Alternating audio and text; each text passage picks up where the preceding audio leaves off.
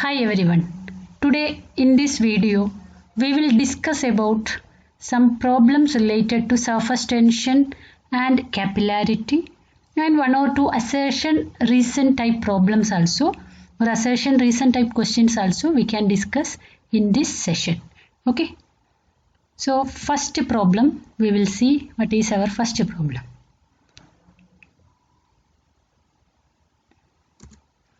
What would be the pressure inside a small air bubble of 0.1 millimeter radius situated just below the surface?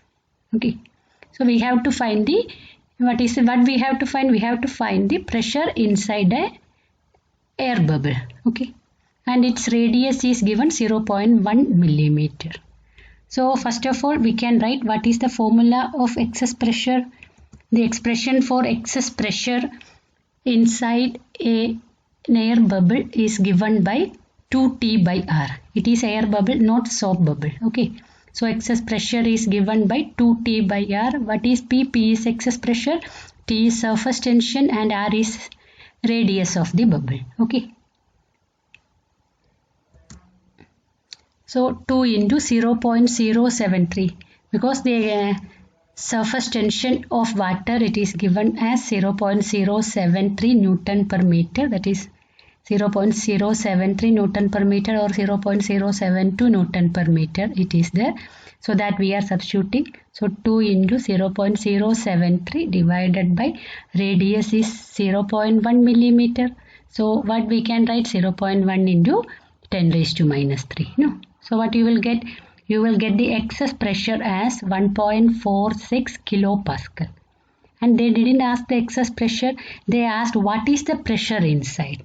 So the pressure inside the air bubble can be written as atmospheric pressure plus this excess pressure. No. So PA is atmospheric pressure, P is the excess pressure, and atmospheric pressure is given by 1.013 into 10 raised to 5 and excess pressure is already we calculated 1.46 kilopascal, that's why it is written as 10 raised to 3. So if you simplify you will get it as 1.027 into 10 raised to 5 pascal. Okay, and now we will discuss the next problem.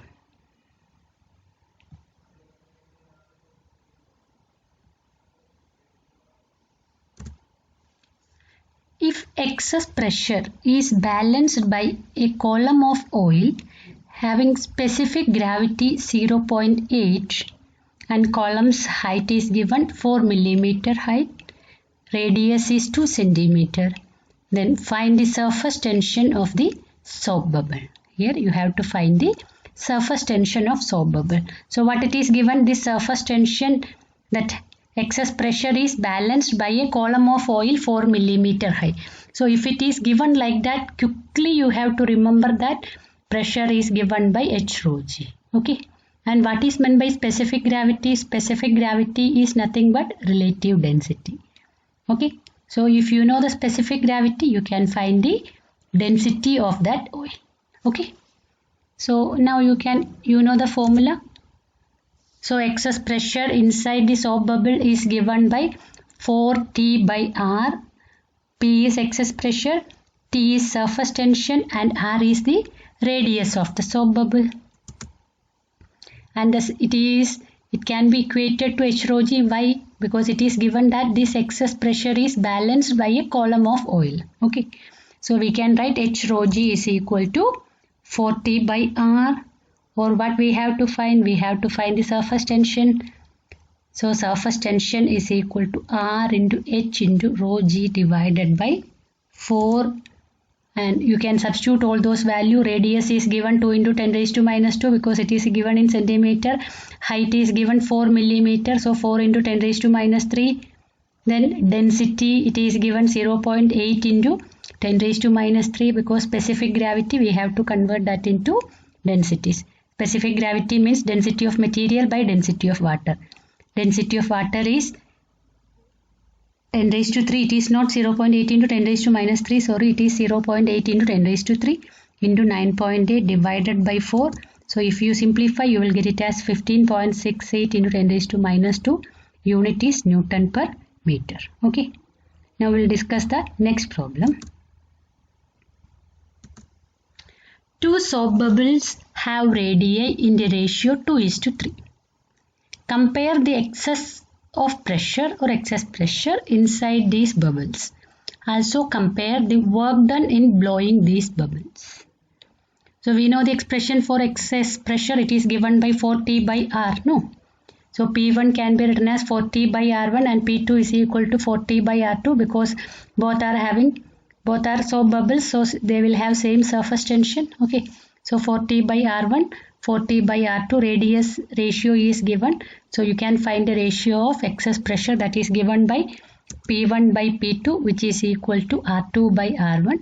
It is, you can calculate, already it is given, radii R1 by R2 is given as 2:3. So R2 by R1 you can write it as 3:2. Now what you have to find? You have to find the work done.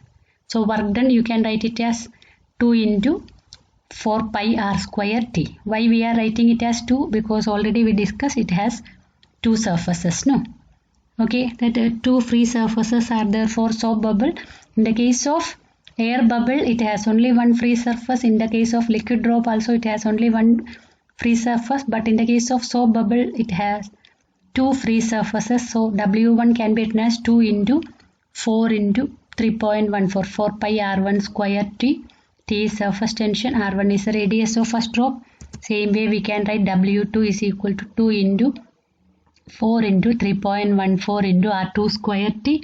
So if you find the ratio W1 by W2, you can write it as R1 square by R2 square, or that can be written as 2 by 3 whole square. So that is equal to 4:9. Okay. So this is the work done in blowing these bubbles to that radius. Okay. The ratio of work done. Now we'll discuss the next problem. A capillary tube has an inner radius 0.10 millimeter and surface tension of water is given as 0.073 Newton per meter, and you have to evaluate what you have to find. First question is that when you immerse one end in water, one end of the capillary tube in water, how high will the water in the tube rise? Next question, what it is? How great the hydrostatic pressure created by the water column is. And next question, how does the result change when we use a capillary tube with a double radius? Instead of this radius 0.10 millimeter, if we are replacing that capillary tube with another tube having radius double of this one, what will happen? Okay, or is there any variation in the height? And last question, how would the result change if we perform the experiment on the moon? Okay.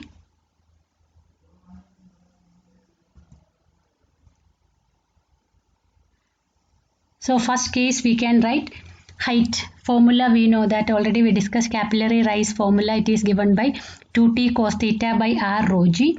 And here theta we are considering it as 0 because in the case of water glass interface already we discussed the angle is acute, and if it is not given in the problem you can assume it as 0 because angle will be very small. So if it is not given in the problem you can assume it as theta as 0 itself. So 2 into surface tension value is given by 0.073 divided by 0.1 into radius is given already 0.1 into 10 raised to minus 3. Density of water is 1000 and G value is 9.8. So what you will get? 0.149 meter. Okay. And next part what it is? How great the hydrostatic pressure created by the water column. So that you can find directly H rho G, no? So that you can find H rho G which is equal to 2T by R, and that is equal to 2 into 0.073 divided by 0.1 into 10 raised to minus 3, and that is equal to 1.46 kilopascal. And third case what it is, how does the result change when we use a capillary tube with a double radius? So in that case what happens, the high expression for the capillary rise, that formula we know that H is equal to 2T by R rho G. So remaining all parameters same, surface tension because same liquidity is there, density remains same, acceleration due to gravity also same, because the experiment is performed in the same place. So instead of r we can write it as 2r. So what will happen to height? Height will become 2 times the initial one. No, so it will be 2 times. And the last one, what it is, how would the result change if we perform the experiment on the moon? So what will happen if we are performing the experiment on moon? What will happen to this H, capillary rise? It is given. In that case also we can write 2T by R rho G. Surface tension will not vary. Radius of the capillary tube remains same. Density of water remains same. But here only one variation is that acceleration. In the case of Earth, it is acceleration due to gravity. When it is taken to moon, it is acceleration due to gravity of moon, and that is equal to 1/6 of the acceleration due to gravity of Earth. So what happens? Height will be 6 times that what happens in the case of Earth. In the case of Earth, for example, if height is here already given 0.149 meter, in the case of moon, what happens? That same, it will be 6 into 0.149 meter. Okay, so it will be 6 times the height. The rise, or that liquid will rise to a height of 6 times in comparison with Earth if the same experiment is performed in moon. Okay.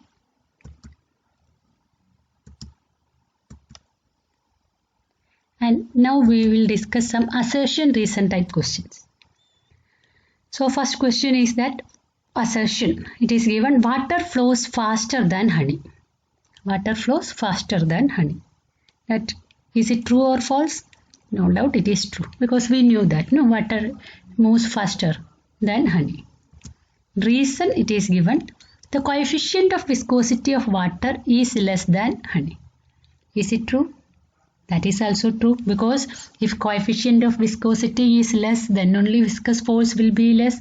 If viscous force is less, then only that liquid can move or flow very smoothly. Okay, so we can say both assertion and reason are true, and reason is the correct explanation of assertion. Okay, and now we will see the next question. Bubble of soap is larger than that of water. Assertion, it is given bubble of soap is larger than that of water. Reason, surface tension of soap bubble is less than that of water. Okay, not WT here, it is water. Okay, surface tension of soap bubble is less than that of water. So whether it is true? Yes, both assertion and reason are true, and reason is correct explanation of assertion. Why? Because surface tension will be less in the case of soap bubble, because when you are already we discussed, if we are adding detergents of this soap, surface tension of water decreases, surface tension decreases. So what happens? Because of the same reason we can say that bubble of soap is larger than that of water. Okay, is it clear?